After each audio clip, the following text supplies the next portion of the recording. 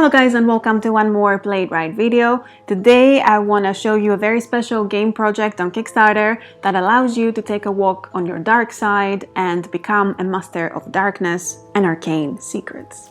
Trivia Obscura is a game of knowledge combining lots of strategy, and it all has to do with the dark culture. There's a wide range of topics like music, movies, games, arts, science, history, lifestyle, mythology, and many more. Any sort of weird or dark knowledge you might have could be useful for you in this game.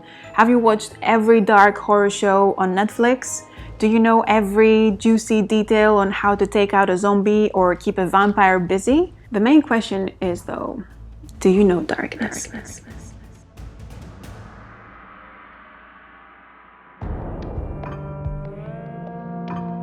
Trivia Obscura can be played by 2 to 6 players. We have here this beautiful prototype of the board in which the players can move around their pawns. Everyone starts at the center where there is the dungeon market. You roll the 4-sided die and you must move that many spaces exactly without being allowed to do any back and forth. The spot you land on dictates the house from which you take a question. Every time you answer a question correctly in the game, you get to keep the card, and you also get to keep playing. The moment that you give a wrong answer, then your turn ends and the next player's starts. Now, every player has to choose one of the available houses to be the house they represent to claim the victory for. To do that, when you answer a question correctly, you can choose whether you want to claim that spot on the board and play under this specific house for this game.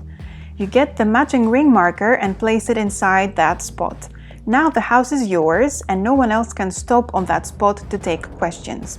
Each house can be used as a victory house by only one player, so you have to choose wisely, and you also have to do it soon because you don't want some other player getting that house before you. To fully claim a spot, you need to answer another question correctly and then you place the inner ring marker. Now it's fully yours and no one can pass from that spot. You are blocking the way for other players. To win the game, you need to fully claim all 3 spots of the board that belong to your chosen house and crawl your way back to the dungeon market before the other players. There's also some extra cards called Carta Obscura that allow you to unleash your inner Machiavelli. When you answer 4 consecutive questions correctly, regardless of house, then you get one of these cards. Another way to get those cards is to go to the dungeon market and get a Carta Obscura for every 3 earned question cards you exchange. These cards are very powerful and can help you catch up, backstab your opponents, and change the course of the game. Last but not least, with your earned question cards, you can buy extra movement on the board. For every card you turn in, you get a +1 on your movement, and also, if you move this way, you can move freely even over claimed spots of other players.